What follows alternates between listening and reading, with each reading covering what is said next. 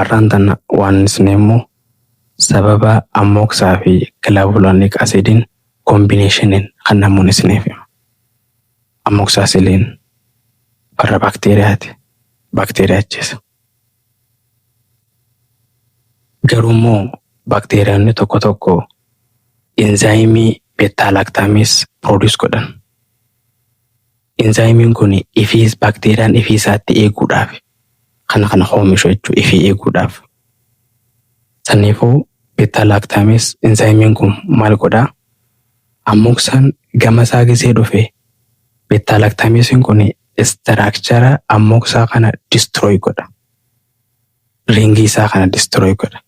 Hogguu kana ammoksaan bakteeriyaa san ajjeesuu hin danda'u jechuudha.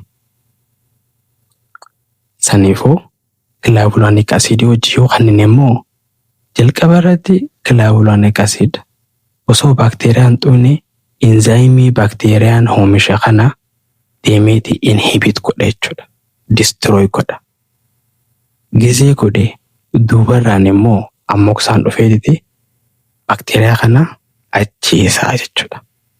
Saniif sababaan ammoksaan kilaavulaaniik asiid wajjin kan namuuf galatooma.